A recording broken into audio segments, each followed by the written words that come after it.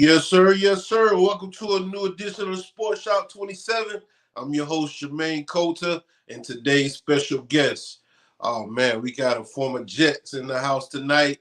This guy right here is a former Clemson, second team All ACC 2009. These guys right here played in the ACC championship against Georgia Tech. He also played with the Philadelphia Eagles, the Houston Texans. He's from Bamberg Earhart High School. He's all-region, all-state, and USA Today All-American. Y'all give it up for Mr. Ricky Sapp.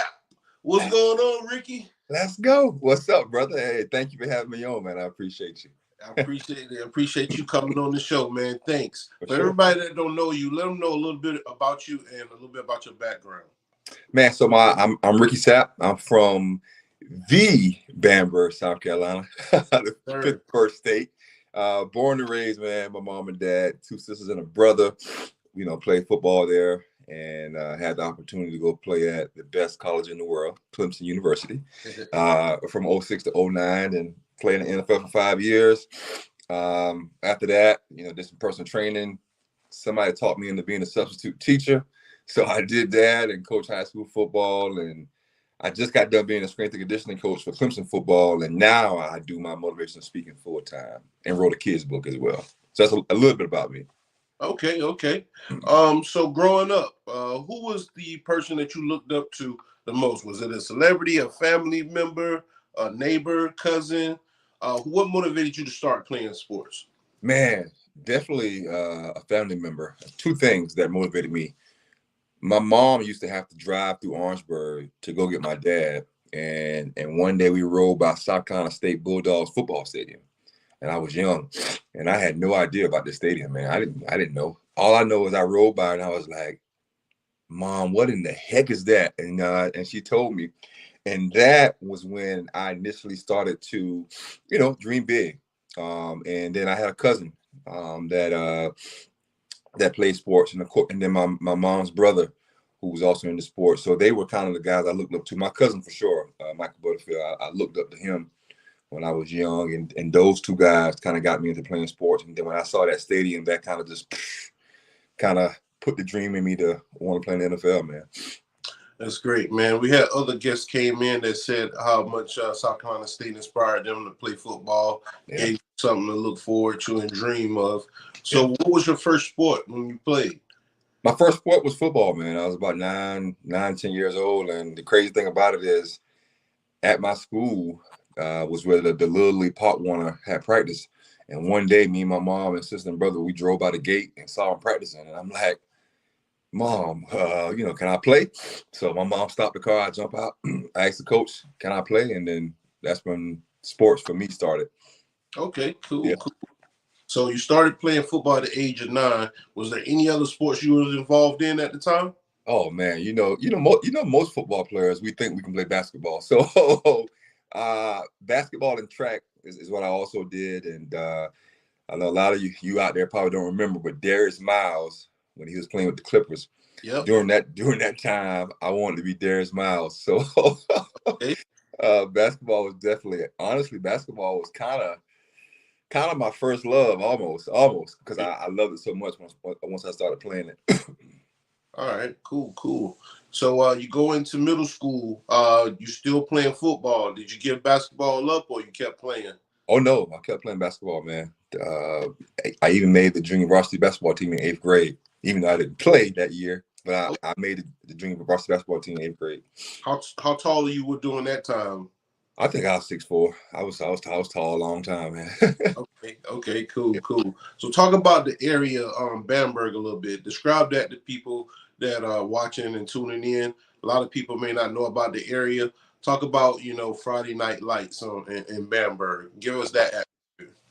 Oh man, so it's like you see in a movie when you see those football movies, a small town, and on Friday everything shut down, and you ride through downtown and you see the store say shut down for the game. So on Friday night when you was riding through, everything was closing down for the most part for the game, and everybody was at the football game, man, and we brought in thousands of people from of course from our town, from the other town, and it was always an amazing experience, amazing atmosphere at Leon Maxwell Stadium over there in Bamberg High School. All right. So you go into your freshman year. Do you start right away on varsity, or do you continue to play JV in both sports? Well, I'm glad you asked that. I couldn't play football in that grade because I got kicked out of school the year before in 8th grade. So they had a rule that said you had to wait 45 days to play the sport. Well, I can't miss the whole summer and then try and play football. So I didn't play football my 9th grade year. I played basketball. But my 10th grade year comes in and I become a starter. Yep. Okay. Varsity, yep. Who actually molded you into the position? Were you playing defensive end or linebacker the whole time from 9 up until 14, 15, or what? So I played running back all my life. And then I get to high school and get in 10th grade, and it's like, man, all right, maybe receiver, but we put you at defensive end because I was fast and tall and long. So they put me at DN, man. I remember my first coach, Coach Gene Williams. I remember him just looking at me and like, yeah, you gonna play defensive end, man. You fast and quick. I was small, skinny, but fast and quick. And so that's where it kind of started. And then, Kevin Crosby came over and took over, I think midway through my freshman year, sophomore year. And then he was the guy that kind of definitely molded me into defensive end. Okay, that's good. So name some of the opponents that was in your region at the time. Because I know the schedule switch up every year. Conference get realigned. Can you let the people know what division or region you guys were in and the class that you guys were in? Man, I don't want to give them no credit, man. But man, we was 2A at first, and then back then 2A was, oh man, I think Civil Bluff, and I think, oh man, Edisto, maybe Barnwell was definitely in the region. I think they was 2A too. So some of those guys, but we moved down to 1A. And then that became Blagville, Denmark, Barnwell, I think Williston, maybe Wade Hampton. Wade Hampton maybe stayed 1A or 2A, but those was the schools that we played. Yep, as far as region play. Okay. So in basketball, did you start? Did you stop playing or you kept playing in 10th grade? I stopped playing high school after my 11th grade year, man. I stopped playing, yep. Let's talk about the hoops a little bit. Yeah. So coming in your freshman and sophomore year, how many points were you averaging? I think I averaged about 10, maybe 10, 11. Yeah, so how many dunks a game? Oh man, probably 1 or 2. Okay. I was a dunk at least one time, yeah. You could have been a parade All-American in both sports, right? I think so. I don't think my mom would say that. People that watch me play. Oh, okay. Yeah. I think so. I feel you, man. So no track or baseball or anything? I definitely ran track. I'm just telling you, man, I was not a track fan. But I was blessed with speed, so I ran track all the way up until my senior year of high school. 4x1, 100, 200, all those good things. Yep. Who were some of the teammates that you had that went on and did well as well as yourself? Oh, of course, Daquan Bowers, man. He was a young buck on the team, but he came behind me and came to Clemson, and then of course after we left Clemson, he went and played, I think, a year or two longer than me, 6-7 years in the NFL. So it was fun playing with him, man, in high school, and then even better playing with him at Clemson. So he was one of the guys, and then we had a bunch of other guys as well that went on to college and did some great things. So at Bamberg Earhart, did you guys make it to the playoffs your senior year? Yes, we did, man. We made it to the game for the championship, and we lost to Blagville Hilda. Oh. We lost 2 games my senior year, both of them to Blagville Hilda. First time in the regular season. Next time we lost some in the 3rd round of the playoffs, game before the championship, and then they went and won the championship 3-0. Good. Yeah, man. Yeah, but I cried like a baby. Who were some of the notable players on their team when you played? Oh man, I can't remember. This is I should know this, but they had a really good running back. They had talent all around, but the thing that they had talent all around, but the thing that their head coach did was that he utilized his talent for everything. You know, one guy just didn't play one position, as opposed to us. That's kind of how our coach did, man. He was like, "Hey, if you play this, you play this." We didn't utilize our talent, all over the field, and that's what Blagwell Hilda did a really good job of using, putting their talent everywhere, not just one spot. Oh, I understand. So did y'all play two ways? like I returned kickoffs and played tight Good. end. Yeah, I'll start returning now. But Okay. but other than that, we didn't really spread our guys around, man, and play them two ways. Our head coach, for some reason, he was like, man, we ain't gotta do that. We got enough talent at the spots that we got the talent at. We gonna roll with that. So All yeah, right. yeah. So did you play any All-Star games, North, South, Shrine Bowl? Oh yeah, played in Shrine Bowl and then played in the All American game. Okay. That's the Under Armour. So back then, I'm old now. They didn't have the Under Armour bowl game then. The only one they had was the U.S. Army All American Bowl game in That's San right. Texas. Yeah, yeah. That's right. Now talk about that experience, man. You going out to Texas and playing. Y'all played in Cowboy Stadium, right? I think we played Or either there SMU or, Stadium? huh? Y'all played SMU Stadium or Cowboy Stadium? I don't even remember, man. I know it was one of those big behind stadiums, man. I don't remember, Yeah. but it was a dope experience, man. Seeing, because there is the best in the nation. Yeah. So it was dope, man. To my roommate was Brandon Graham, who is a DN now for the Eagles. Me and him was roommates, and then we got drafted together with the Eagles. Right across my room was C.J. Spiller and Myron Rowe. If you guys don't remember those guys, look those guys up. So it was a Monroe's really a dope. doctor now, right? I'm sorry. Huh? Monroe is a doctor now, right? He is, man. He's a From big Florida time. State safety. Yes. Yeah. Yeah. But go ahead. I didn't mean to cut you off. Nah, you good, brother. You good. Yeah. You good. So, but my first time ever flying, my first time ever going to the state of Texas. It was definitely dope to go do that. Just to experience all those guys and everything we did that week. To get to the tunnel and have Tim Tebow getting you hype, and then he just start praying. So that was, yeah, man. That was pretty cool. And then my head coach was Ted Ginn Jr.'s dad. Word. Yeah, who was always on the phone, but he did a great job of coaching. And we went out there and had fun. And I got the opportunity. That's when I learned about brisket and learned that people in Texas don't put sugar in their sweet tea. So Yeah. yeah, What they great. put? Splendor? Yeah, I don't know, man, but they like you gotta put your own sugar in your tea. I'm like, man, what kind of bull crap is that? Wow. It's different in the South, Some people do people do red barbecue sauce, some people do the yellow barbecue sauce. That's true. Yeah. So you go into your senior year, you have a phenomenal high school career.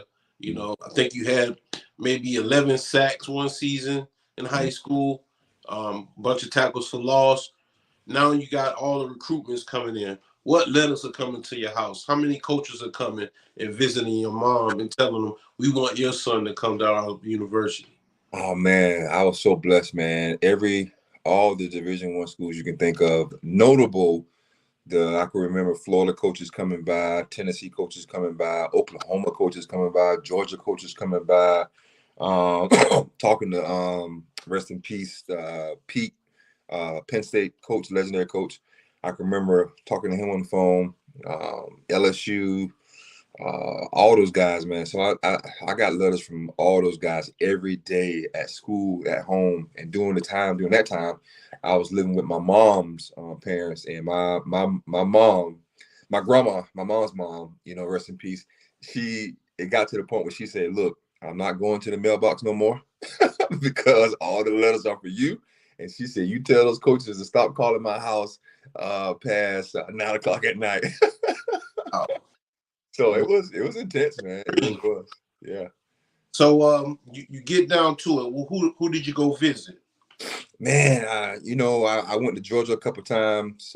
Of course, Clemson, and I went somewhere else. Did we go to Tennessee maybe? But we didn't go a lot of places, and that's the one thing I do regret is that I didn't take more visits and go more places. All right, cool. For everybody that's watching, make sure you hit that subscribe button. We got former high school All-American defensive end linebacker and former Clemson and NFL New York Jet linebacker, Mr. Ricky Sapp. All right, he's a motivational speaker, and right now we're just kicking it live.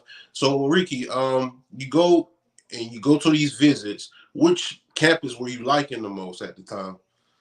Man, so I grew up I grew up a Florida State fan. So like in my mind, I was already like, hey man, I want to go to Florida State.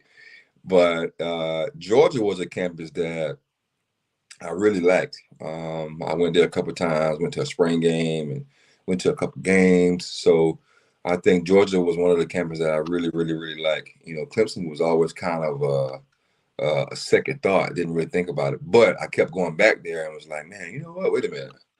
You know, this kind of look kind of like a place I can be. You know. Okay. So when you get to Clemson, what made you change your mind and chose Clemson? Was it close to home, so your parents can visit the games or see you? What was the dynamic that separated Clemson from everyone else in your eyes back then? Well, two things. The first thing you just said, man, Clemson was a little closer to home. I can remember thinking really hard, like, man, I want to go for the state.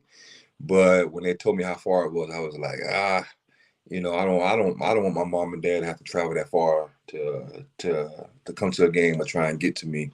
But then with Clemson, man, I kept going back, and every time I went back, something just kind of grabbed my attention to where I was like, you know what, hey coach, I want to go back to Clemson. I want to go back to Clemson. It was just something about it, you know, in the atmosphere at Clemson that kept me coming back. Yeah. Okay, cool. So when you get to Clemson, who's the person that welcomed you to the campus, showed you around? Like, talk about that experience. Oh man, so many guys, man. My the guy that recruited me, of course, was Coach Ron West, and Tommy Bowden was the head coach at the time. Yep. Coach Sweeney was the receiver coach. So Coach Tommy Bowden, he came to my house and sit on my mom's couch and talk to them. I get to campus and man, a lot of the older guys, definitely my guy Gaines Adams, rest in peace. He was there, and he was already established and already an amazing football player. So he definitely showed me, the ropes of college football and how to do things, and he coached me up and definitely helped me along the way. Great, great. Well, I got some highlights from Clemson. This is pretty much like the ACC championship That's game. your game. For everybody that's watching, make sure you subscribe on YouTube, follow us on Spotify, Deezer, Instagram, and Facebook as well. We got former New York Jet linebacker and Clemson second team All ACC 2009, Ricky Sapp. All right, let's go ahead and get into this clip. I don't own the rights to the video or the music. All right, let's go ahead and put that out there. Do it. Stay with me, Ricky. For sure. Losing a couple more, and then they'll rip the big one on you. Dwyer hurdles a man, got back across the line, as least prominent of which was John Dwyer. Here's Nesbitt. Puts his head down, and he's defensively. On second down, Nesbitt drops back to throw again. In trouble. Got away more. You're going to see it right here, but this is not Georgia Tech's forte. You know, having to throw. They want to throw when everybody in the whole stadium is expecting run. Gilbert with the hold on the inside. Again, those big guys are tough to handle.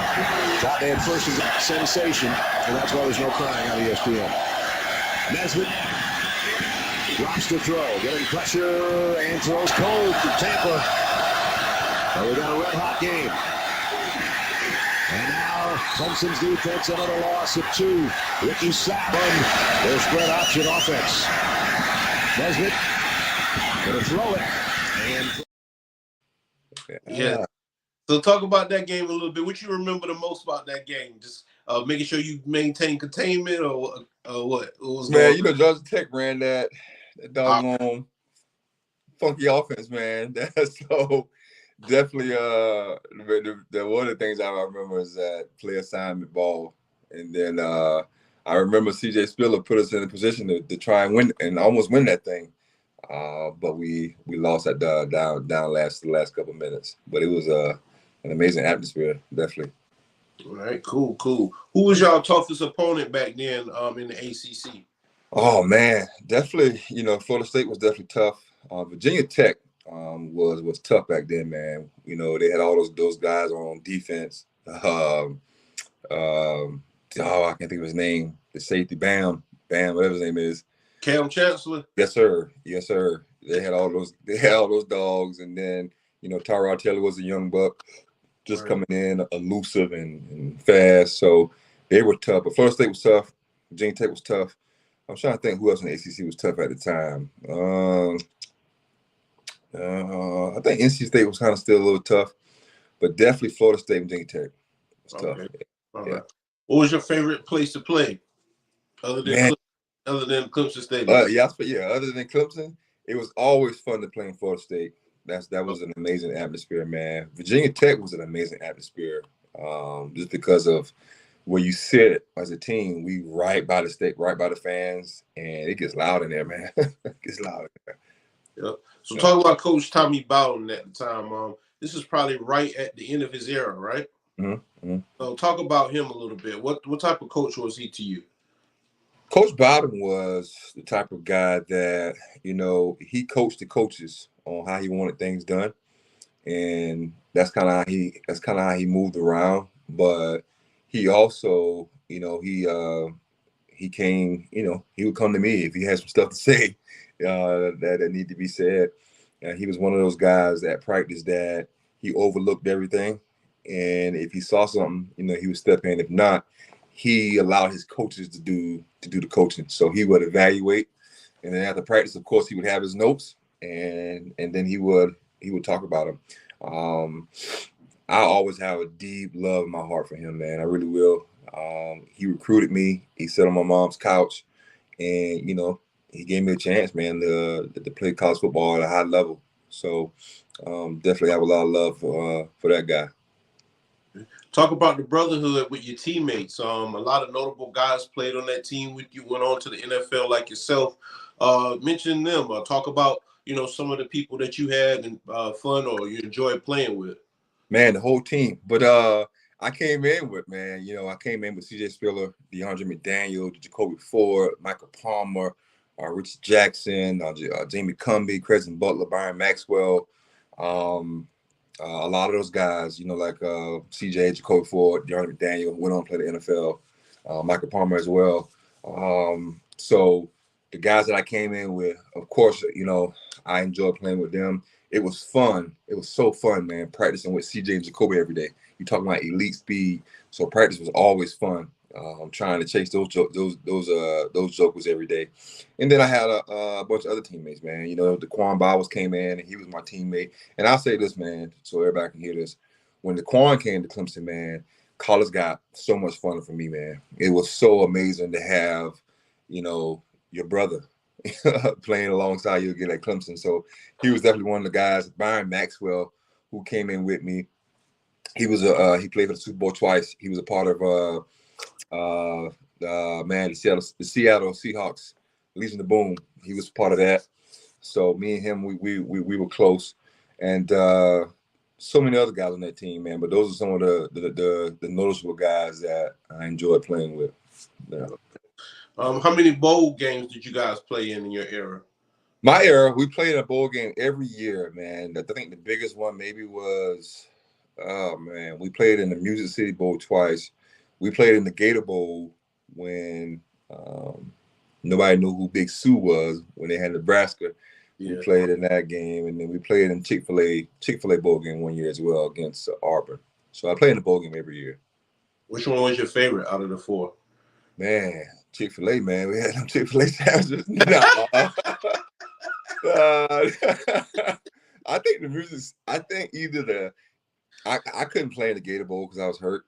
I think the Music City Bowl Yeah, the Music City Bowl was awesome because of the Gaylord Hotel was amazing. Nashville is an amazing city anyway, so that was definitely always a fun bowl game, Music City Bowl. All right. So at the end of your senior year, you finished your football career healthy, right? Mm-hmm. Did you play any All-Star games in your after your senior year? In college, no. So, actually, I tore my ACL at the end of my junior year, but then came back and played my senior year, and I got invited to go play in the Senior Bowl, which was the big one that everybody go to. Yep. But I turned it down. I didn't go play in it because I wanted to give myself more time to kind of Heal. heal up and get right for the combine. Yeah. All right. Talk about your pro day. What you remember the most about your pro day, and before you went to the combine? Let's see. Well, the combine I think was first. Yeah, before pro day. Okay.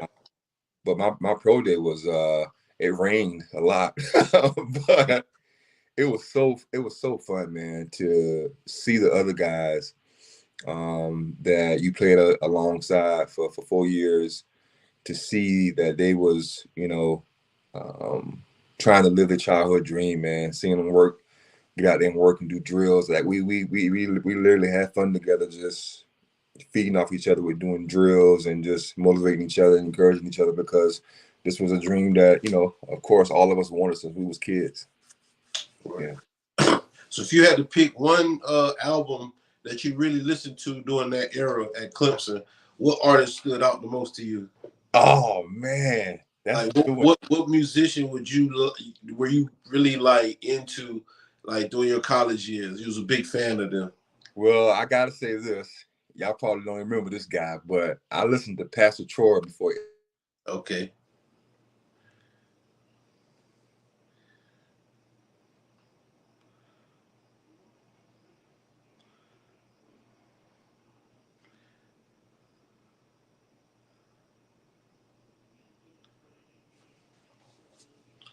This camera went out. Guys, stay with me.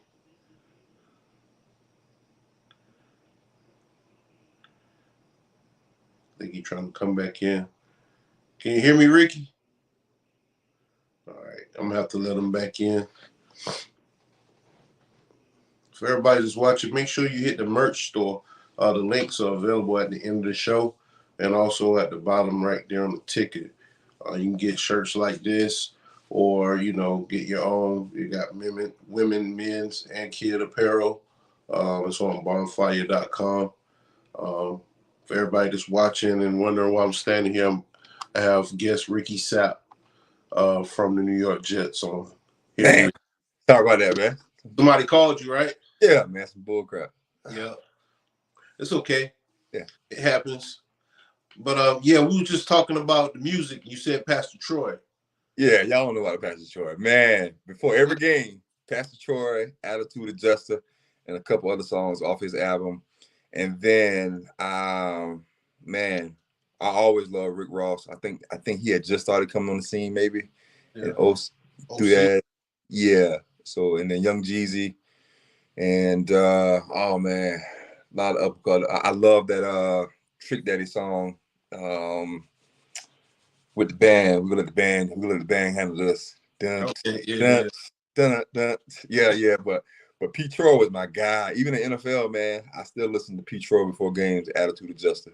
What's up, man? That's what's up. What's your favorite meal at Clemson? Favorite what? Your favorite pregame meal?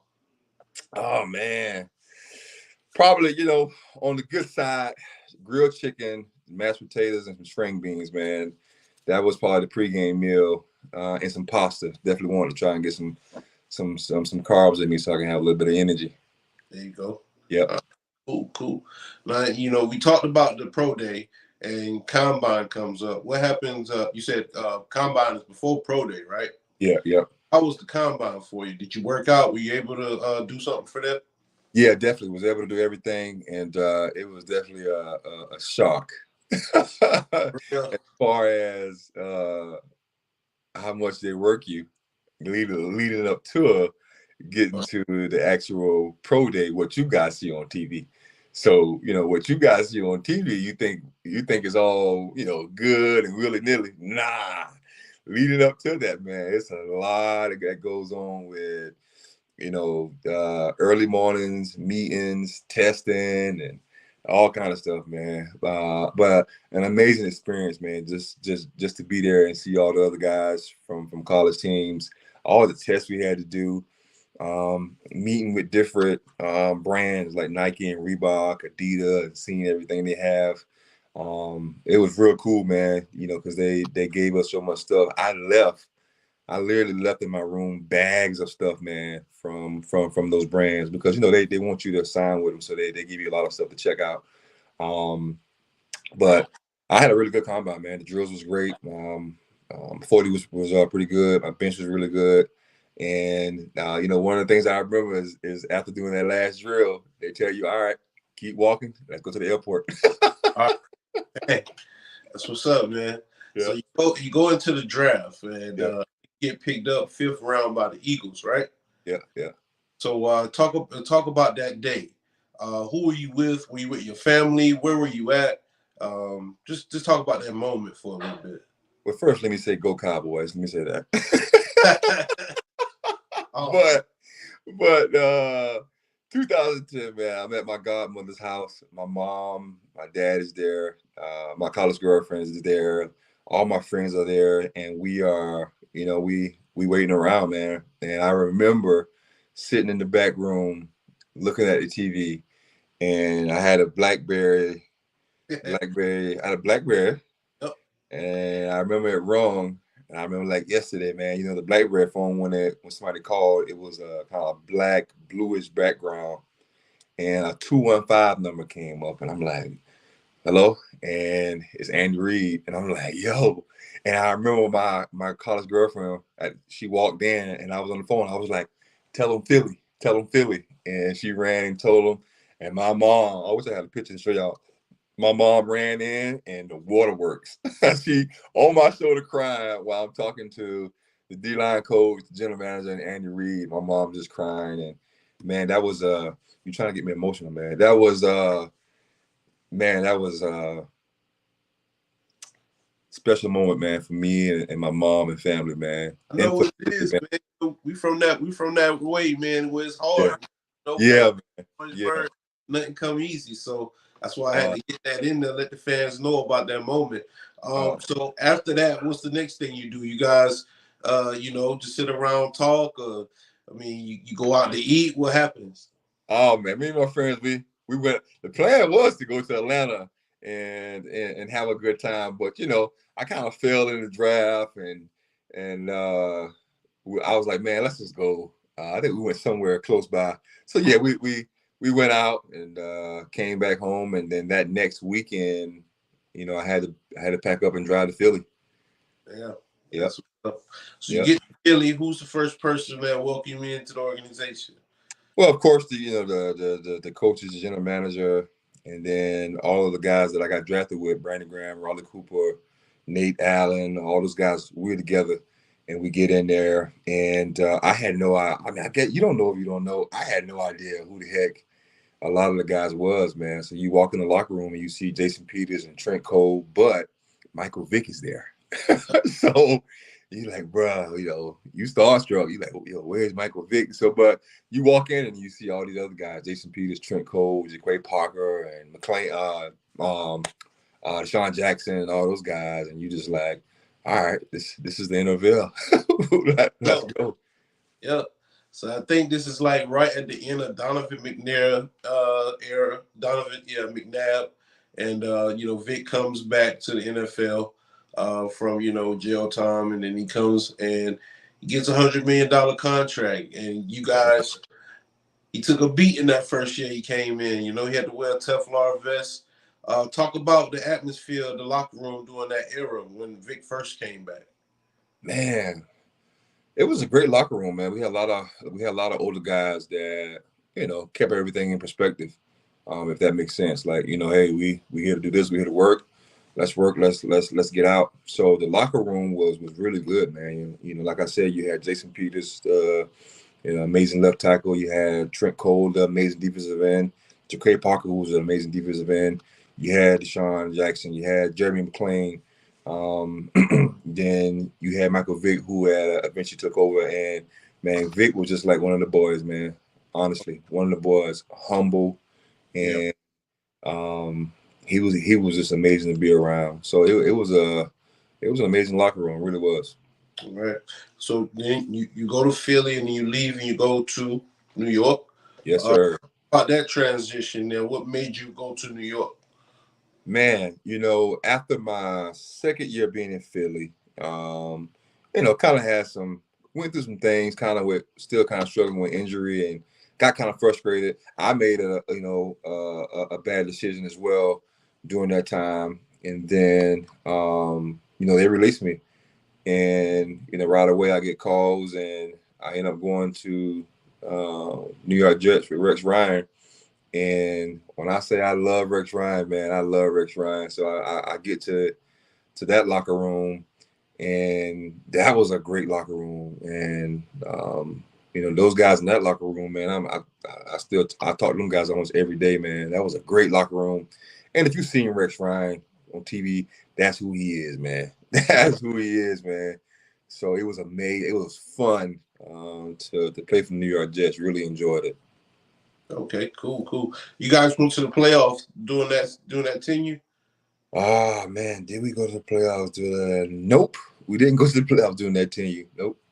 But y'all did with Philly during that era, yeah, right? Michael Vick took us to his first year starting. When he took over, he took us to we won the division, actually, and he took us to the playoffs. Yep, he sure did. That the same year Deshaun had that last-minute punt return? Yep. Giants? Yep. Yep. Sure was. Yep. What type of player was he, man? Man, Deshaun Jackson just retired like a year or two ago. Deshaun Jackson was the kid that if you walked up to a football field and saw kids playing, he was the kid that just literally just would just outrun everybody. And just natural born ability to be able to flap and fly. He don't need to work out. He don't need to go lift no weights. Just put the ball in his hands. Good luck trying to catch him. So that's the kind of guy he was, man. It was cool to see. Yep. So you leave New York and you go to Houston. Yeah. About that transition as well. Man, I'm from South Carolina, man. I'm a small town kid, country boy. I've never cared for a big city, even when in Philly and being in New Jersey, New York. Blessed to have the experiences. I love Philly. I do. I love Philly, but never cared for a big city until I got to Houston. I get to Houston and I'm like, I love this city, man. It was a big, laid-back city. It was real diverse, and the locker room for the Houston Texans when I got there in 2013 was amazing, man. J.J. Watt and all those guys, man, it was almost like a college locker room because they enforced everybody hanging out and doing stuff. And I can remember opposition had a dinner every week, and I can remember him and this other guy, man, named Tim, said, "Hey, man, we do D-line linebacker dinner on such and such." And me, I'm like, "Man, I ain't doing none of that." And he's like, "No, you going?" I'm like, "Bro, I'm not messing with." He's like, "No, you going? We have dinner every week. You going?" So, yeah, oh yeah, they were serious about it. So, you got Brian Cushion? Yeah. Andre Johnson. Yeah, he was there. You got Jonathan. Jonathan. Was your quarterback? Our coach at the time was our quarterback was what's his name? Carr. Nah, not Carr. Tall white guy. He was towards the end of his career. I should know his name. This is terrible. But him and Patrick. What's the name? No, not him. But him and Andre was together for a while. I should know his doggone name, man. Yeah, I should know his name, but I might try and look it up. But I get there and Matt Shaw. I think that's what I'm saying. Matt Shaw, right? Oh yeah, Matt Shaw. Yeah. Matt Shaw, yeah. Because he had left Atlanta after he replaced Vic for a minute, and then he went to Houston, and that's when I think Carr left and went somewhere else. Yep, you're right. Then Matt Shaw was quarterback when I got there. Yeah. Yeah. So Houston was the best city that you played in. Um, Who was that guy on the field when you played in the NFL? He was like, oh man, he liked the video game. well, of course, Michael Vick. Now, when I first got there, but oh man, J.J. Watt, of course. Marshawn Lynch. He was like video game. It was even better. A lot of other guys during that time, man. Of course, Tom Brady. Phillip Rivers was really fun to play against because a lot of people don't know, but probably don't now. He talked trash, man, Yeah. but wouldn't cuss. What? No, he wouldn't cuss, but he would come to the sideline and talk trash to Rex Ryan when I played for the Jets. He'd talk trash now, but he wasn't gonna cuss, but he was gonna talk trash. Dang. Oh yeah. So yeah. Phillip was a grown man in college, man. He married kids and everything. So is right. Yeah. So NFL, you had like a 5-year career. You know what I'm saying? You bounced around a little bit. Towards the end of your career, what did you learn the most about the NFL? Man, the number one thing I learned was that you have to approach it like a job. You got to approach it like this is your last day on the job. And to put that in perspective, what I mean is that you got to approach that day like, hey, this is the day that I have at this job. Let me do everything that it's going to require for me to be at my very best that day, if that makes sense. So I learned that you got to approach it like a job, and you have to use the facilities like your playground. And I learned that from Antonio McCarty. McCarty, I can't say his name right now. Cromartie. Yeah, Cromartie. Yeah, he told me that when I played for the Jets. Man, I can remember him always being in the facilities early, late, sitting in the cold tubs. And I remember, like yesterday, we sitting in the cold tub room, and he was sitting in the small one. And I remember him looking up at me and talking. And he was like, "Man, this is my playground. You got to use this as your playground, man." So those were some of the things I learned towards the end of my career. And then the next thing I learned was relationships, man. So many people at your fingertips, right there. I learned that you got to value relationships, and you got to, reach out, talk to people, man. Yes, sir. That is well, we got some highlights for you in your NFL career. Let's go. I don't own the clips to, the rights to these clips or the music. So we're going to go ahead and get into it. For everybody that's watching, appreciate you tuning in. Subscribe on YouTube. Subscribe. Also, follow us on Spotify, Deezer, Instagram, and Facebook. All right.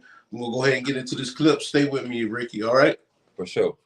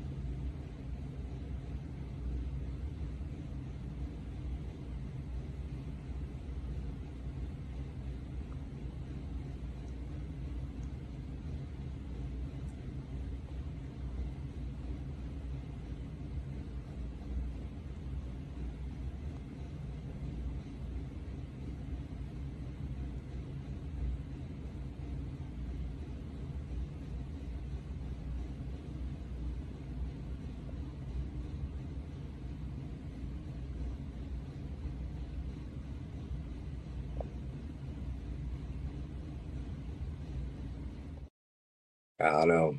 Let's go. All right, all right. I got some good ones for you, baby. So let's talk about playing against the Cowboys, the Battle of Texas. What was that atmosphere like, that game? Man, it was amazing, man. People know and you hear about how important football is to people in Texas and how Texas is such a football state. You got to see it in person, man. It is. Oh, It is. just telling you. Yeah, it's legit, man. It's a vibe for sure. So, playing them and playing them in that, and then that was kind of the stadium was just kind of built. It was still kind of fresh. So playing them there was truly an amazing atmosphere, man. And that was my last game I ever played in the NFL, and I never forget it because of that. But and it was one of my better games, my best games that I was having that year.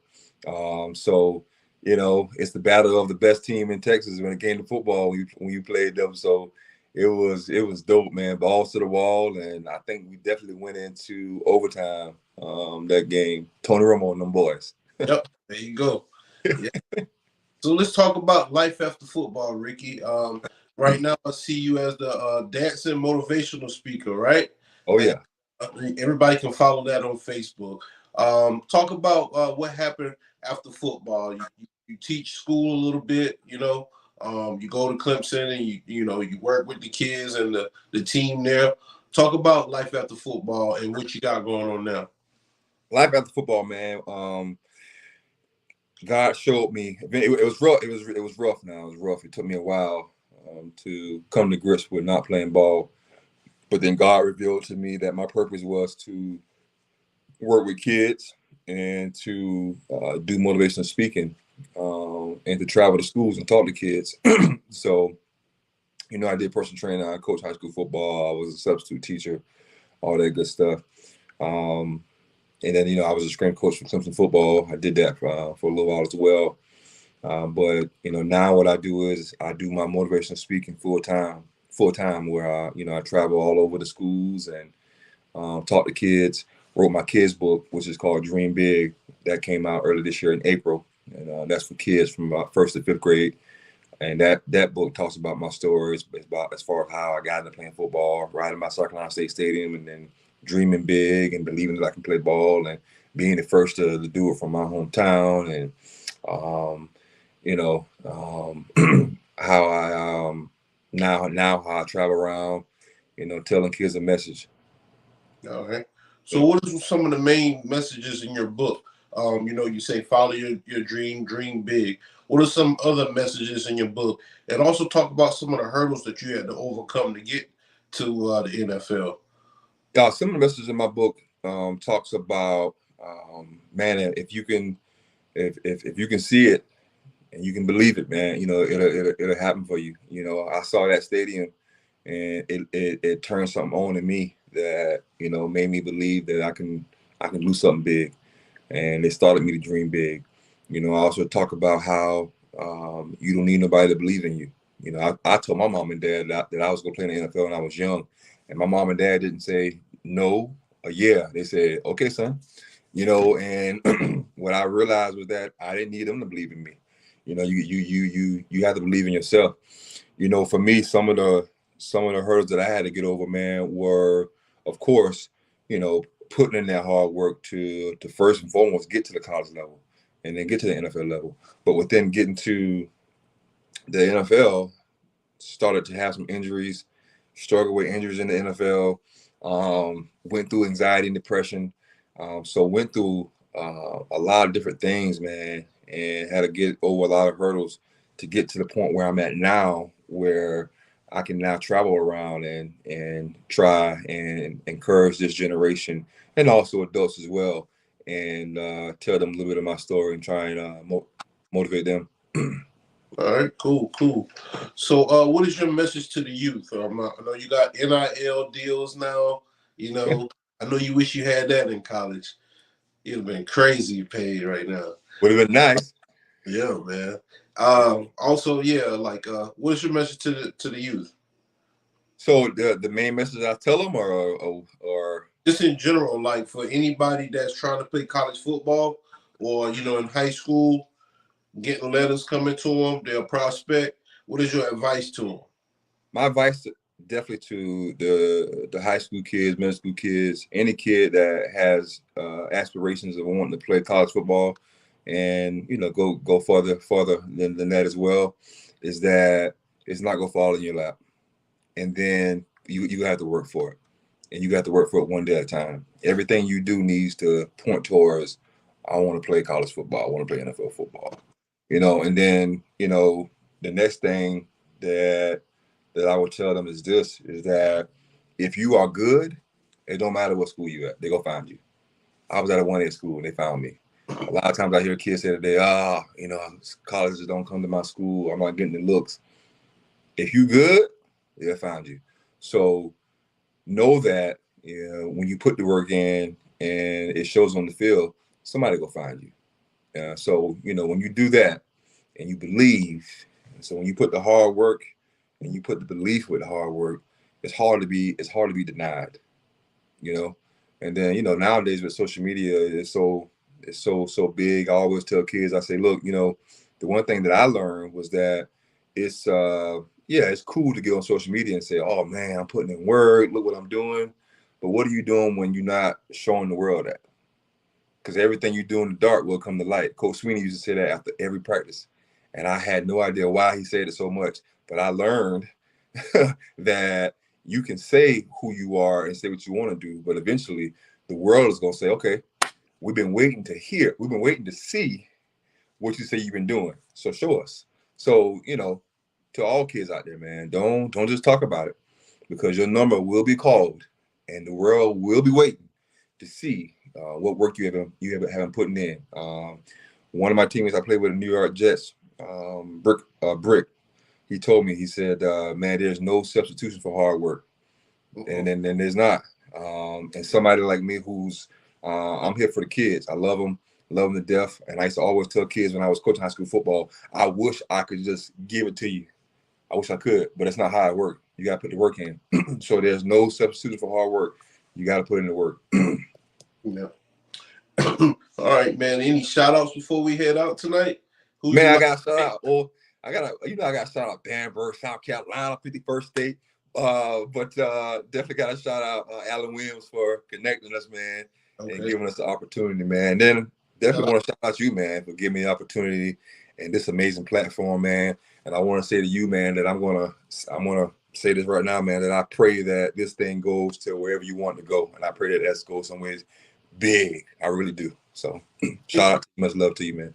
Appreciate it, man. You come back on anytime, man. I'd love to have you back on. Talk about any particular subject you want. It can be mental health, or it can be what you got going on to promote your books. Also, where can people order that book at? Yeah, man. So my book is on Amazon, and it's called Dream Big by Ricky Sapp. You can go to my website, www.therickysappfoundation.com. As soon as you go there, the book will pop up. You can order it straight from my website, and you can request a signed copy as well on my website. All right. Well, there you have it. We appreciate you coming on the show, Ricky. For everybody that's watching, make sure you subscribe, share, like, comment on this podcast. You just tuned into a new edition of Sports Shop 27. I'm your host, Jermaine Coulter. I'd like to thank my special guest tonight, former USA Today All-American High School defensive end, Clemson, all SEC second team 2009, and also former New York Jet, Philadelphia Eagle, and Houston Texans linebacker, Mr. Ricky Sapp. Guys, don't forget to pick up his book on Amazon, and you'll be seeing him at some of your schools and some of your local events real shortly, all right? For everybody that's watching, we appreciate you tuning in. It's not how you start, it's how you finish. Until next time, you guys be safe, and we out. Peace. Peace.